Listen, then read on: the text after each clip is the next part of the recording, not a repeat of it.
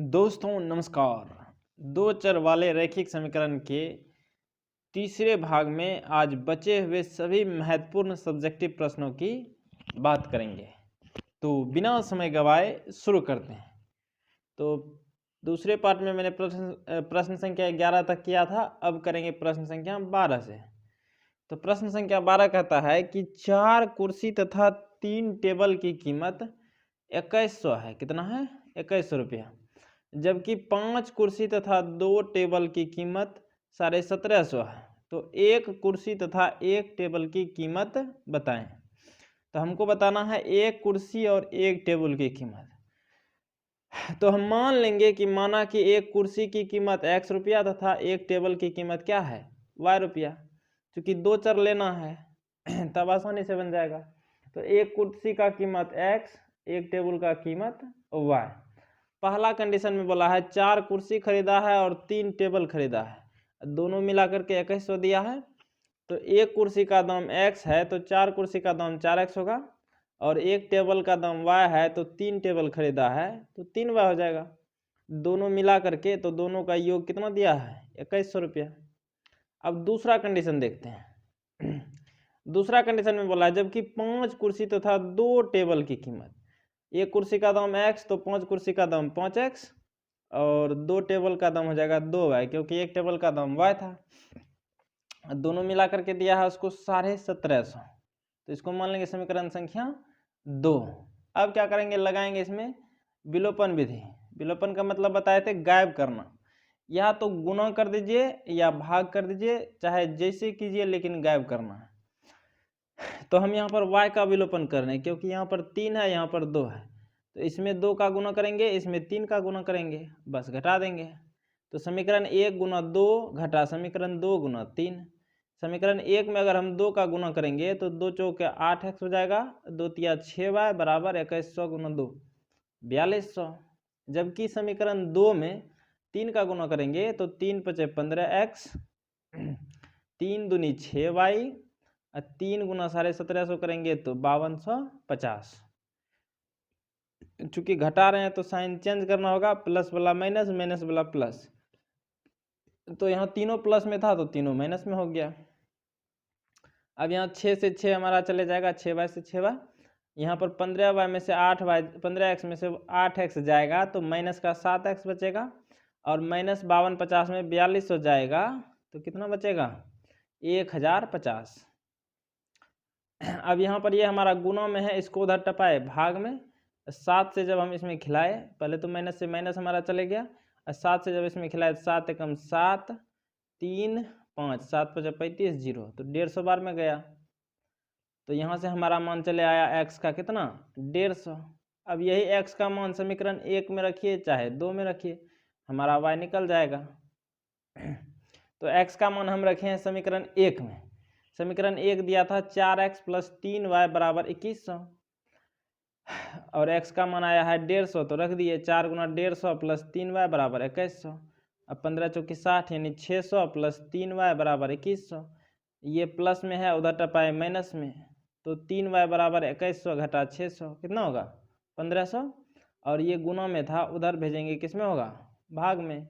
तो 1500 बटे 3, 3 से जब भाग दिए तो 5 बार में गया, 3 5 15, 2 0 है तो 2 0। तो y का मान हमको पता चल गया 500, x का मान यहाँ पता चला था 150। हमको यही नहीं बोला था कि एक कुर्सी और एक टेबल का कीमत निकालिए। तो एक कुर्सी का कीमत माने थे x, तो x का मान आया 150 रुपया, और एक टेबल का कीमत माने थे y, और y का मान आया 500 रुपया। इस तरह से इस प्रश्न का हल हो गया। आसान सवाल था, बस खाली 2 चर बनाने का दिक्कत था। जो कंडीशन में दिया है उसके अनुसार चलिए, तुरंत उत्तर आता है ऐसे प्रश्नों का। देखते हैं अगला प्रश्न। प्रश्न संख्या 13 कहता है कि प्रतिस्थापन विधि से हल कीजिए। किस विधि से? प्रतिस्थापन विधि से। पहला समीकरण दिया है 8x प्लस 5y बराबर 9 और 3x प्लस 2y बराबर 4। तो जो दिया है वो मान लिए, दिया गया रैखिक समीकरण युग्म 8x प्लस 5y बराबर 9, इसको मान लिए समीकरण संख्या 1, और दिया है 3x प्लस 2y बराबर 4, इसको समीकरण संख्या 2। तो प्रतिस्थापन विधि क्या कहता है कि समीकरण 1 से या तो x का या y का मान निकाल करके समीकरण 2 में रख दीजिए, या समीकरण 2 से x या y का मान निकाल करके समीकरण 1 में रख दीजिए, बस हल कर दीजिए। तो यहाँ पर हम लिए हैं समीकरण 1 से। समीकरण 1 कहता है 8x + 5y बराबर 9। तो यहाँ से क्या किया, इस 5y को उधर टपा दिए, इधर प्लस में था उधर गया माइनस में। तो 8x बराबर 9 घटा 5y, ये हमारा गुणा में है, उधर भेजे भाग में। तो 9 घटा 5y बटे 8, ये बन गया समीकरण संख्या 3। चूंकि 1 से लिए हैं तो 2 में रखना पड़ेगा, और समीकरण संख्या 2 हमारा ये है। इसमें इस x का मान रख देंगे। तो समीकरण 3 से x का मान समीकरण 2 में रखने पर समीकरण 2 हमारा है 3x + 2y बराबर 4, इसमें रख देते हैं मान। तो 3 × x का मान आया है 9 घटा 5y बटे 8, तो x की जगह पर वो रख दिए, प्लस 2y की जगह 2y है ही बराबर 4। अब 3 9 27, 3 5 15y, नीचे में 8 का 8, प्लस 2y बराबर 4। इस 2y को 2/1 लिख दिए, कोई दिक्कत नहीं होगा। अब एलसीएम लेके इसको हल करेंगे।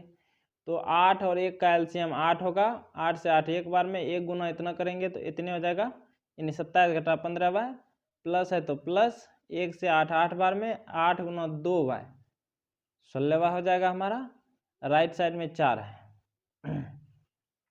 अब देखिए 16y में से 15y जाएगा तो 1 y बचेगा, 27 का 27 रहेगा। ये 8 यहाँ पर भाग में है, उधर टपाए गुना में, तो 4 8 32 हमारा हो गया। अब यहाँ से क्या करेंगे, इस 27 को उधर टपा देंगे, तो इधर प्लस में है, उधर टपाएंगे तो किस में जाएगा, माइनस में। तो y बराबर 32 घटा 27 कितना, 5। यहाँ से हमारा y निकल गया। अब y का मान समीकरण 3 में रख देते हैं, क्योंकि समीकरण 3 में डायरेक्ट x है कि नहीं है। तो y का मान रख दिए किसमें, समीकरण 3 में रखने पर समीकरण 3 हमारा कहता है कि x बराबर 9 घटा 5y बटे 8। तो 9 घटा 5 और y का मान आया है 5, तो y की जगह रख दिए 5 बटे 8। तो 9 घटा 25 बटे 8, तो 25 में से 9 जाएगा, 25 माइनस में है, 9 प्लस में है, तो -16 हो जाएगा बटे 8। 8 से खिलाए 2 बार में, तो x का मान -2 और y का मान 5। यही हमारा हल। ठीक है, ये भी आसान सवाल था, बहुत ही आसान सवाल था।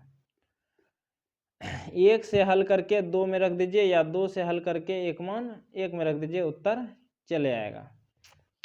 प्रश्न संख्या 14 कहता है कि 2x + 3y बराबर 11 और 2x - 4y बराबर -24 को हल कीजिए और इससे m का वह मान ज्ञात कीजिए जिसके लिए y बराबर mx + 3 हो। तो सबसे पहले 2 समीकरण दिया गया है, इसको हल करके हम x और y का मान निकाल लेंगे, और जैसे x और y का मान आया इसमें रख देंगे, यहाँ से हमारा m निकल जाएगा। ठीक है, तो दिया गया रैखिक समीकरण युग्म है 2x + 3y बराबर 11, इसको समीकरण संख्या 1 मान लिए, और दूसरा दिया है 2x - 4y बराबर -24, इसको मान लिए समीकरण संख्या 2। अब इसमें लगाएंगे विलोपन विधि, क्योंकि ये भी 2 है, ये भी 2 है, खाली घटाना है। अगर घटा दिए तो ये 2 से 2 हमारा गायब हो जाएगा। तो विलोपन विधि से समीकरण 1 घटा समीकरण 2। समीकरण 1 है 2x + 3y बराबर 11, समीकरण 2 है 2x - 4y बराबर -24।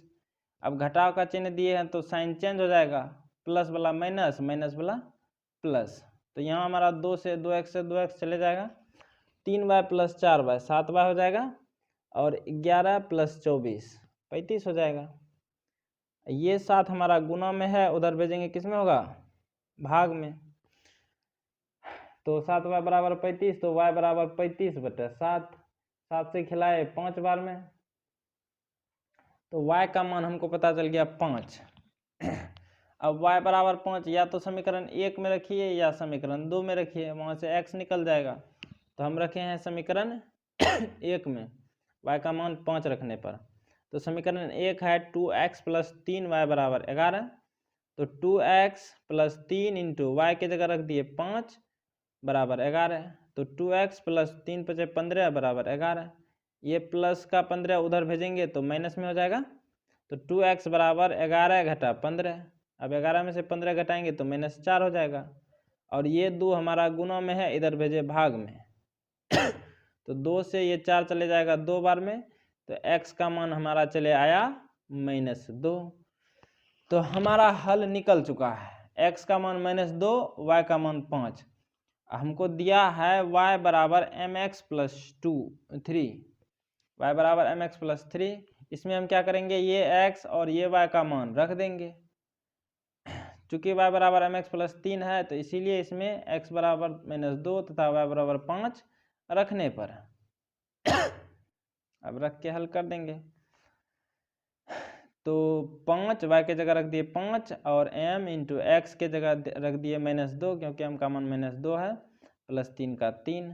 अब इसको हल किए हैं तो ये 3 हमारा प्लस में था, इधर टपाए माइनस में, तो 5 घटा 3 बराबर -2 गुना m, -2m हो जाएगा। 5 में से 3 जाएगा 2 बराबर -2m।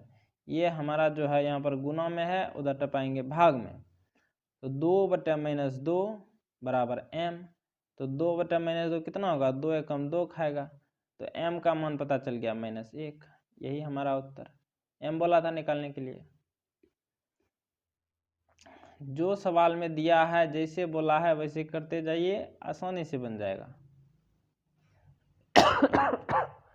अब देखते हैं अगला प्रश्न। कहता है दो संख्याओं का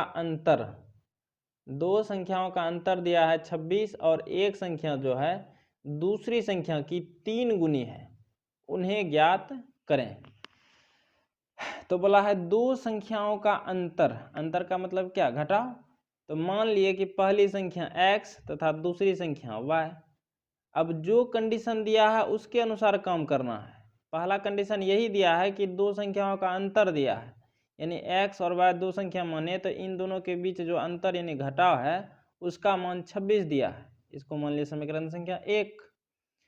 तथा दूसरा कंडीशन अब पढ़ेंगे कि एक संख्या जो है, एक संख्या मतलब पहली संख्या दूसरी संख्या की 3 गुनी है। तो पहली संख्या हमारा x था और दूसरी y था, y का 3 गुना था। तो ये दूसरा कंडीशन से हमारा बन गया, इसको समीकरण संख्या 2 मान लिए। अब क्या करेंगे, ये समीकरण 2 में जो x का मान है इसको समीकरण 1 में रख देते हैं। तो समीकरण 2 से x का मान समीकरण 1 में रखने पर समीकरण 1 हमारा x माइनस वाई बराबर 26 दिया था और समीकरण 2 में x का मान 3y दिया था।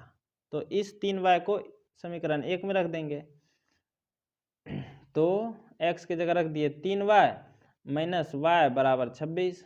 3y में से 1y जाएगा तो 2y बराबर 26। ये हमारा गुना में है, उधर टपाएंगे भाग में। तो y बराबर 26 बटा 2 13 बार में जाएगा। तो यहाँ से हमारा y का मान 13 पता चल गया।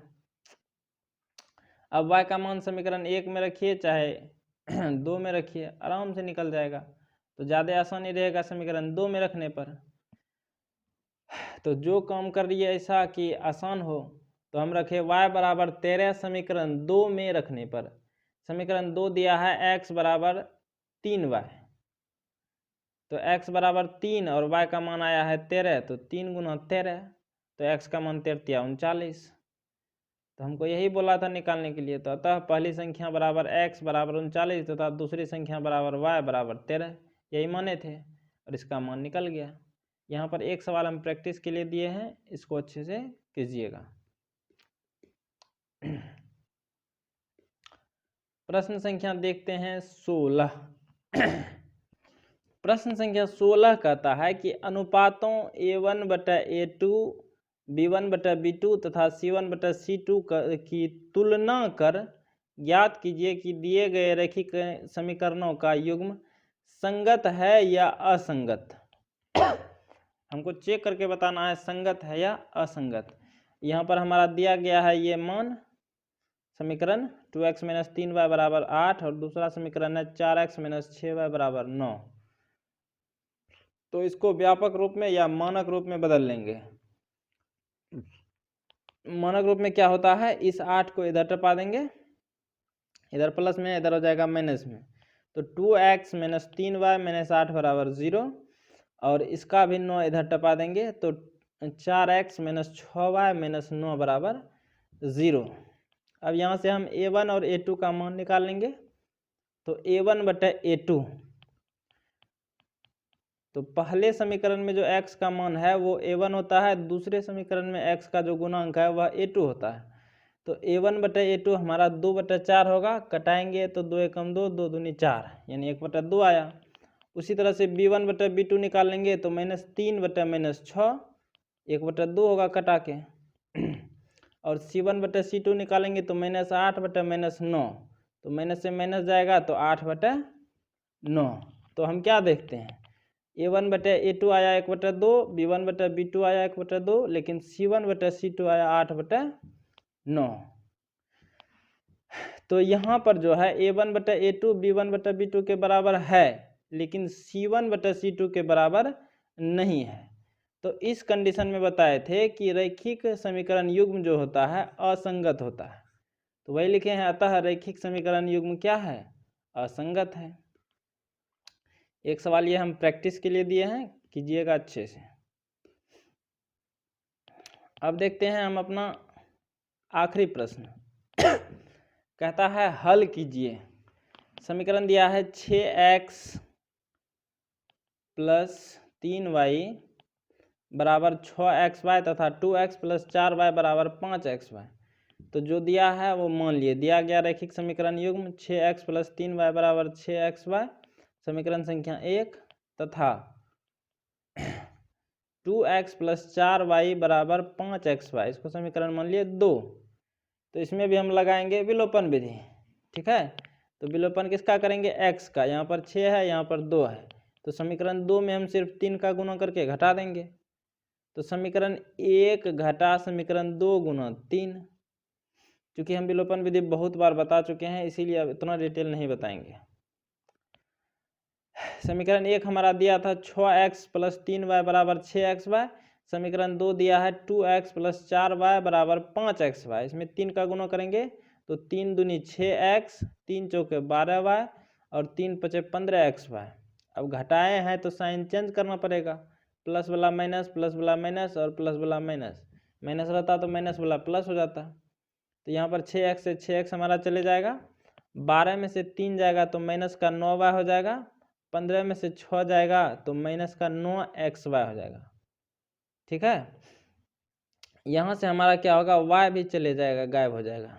अब ये 9 गुणों में है, इधर टपाए भाग में, तो माइनस 9 बटा माइनस 9 ये चला गया, माइनस से माइनस, 9 से 9 चला गया एक बार में। तो यहाँ से x का मान हमको पता चल गया कितना, 1 ना, x का मान हमको पता चल गया 1। अब x का मान समीकरण 1 में रख दिए, यहाँ पर जो है x का मान 1 है। तो x का मान समीकरण 1 में रखने पर, समीकरण 1 है 6x प्लस 3y बराबर 6xy, तो 6 गुना x के जगह रख दिए हम 1 प्लस 3y बराबर 6 गुना x के जगह फिर रखे 1 गुना y, तो 6 गुना 1 6 हो जाएगा, इस 3y को उधर टपाए तो 6 गुना 1 गुना y 6y माइनस 3y, ये प्लस में था उधर टपाए माइनस में।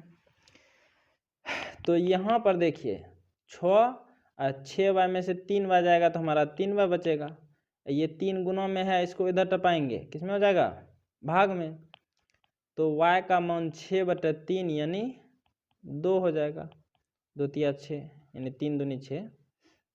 तो x का मान 1 और y का मान 2, तो यही हमको निकालना था। तो हमारा ये चैप्टर भी बिल्कुल फिनिश हो चुका है, इसके जितने भी प्रश्न पूछे जाते थे, पूछे जाने वाले हैं, सारे टाइप को हम देख चुके हैं। तो उम्मीद करते हैं कि आपको यहाँ तक बिल्कुल बेहतर समझ में आया होगा। तो आज के लिए दीजिए मुझे इजाज़त, अपना ख्याल रखें, बड़ों का सम्मान करें। जय हिंद, जय भारत।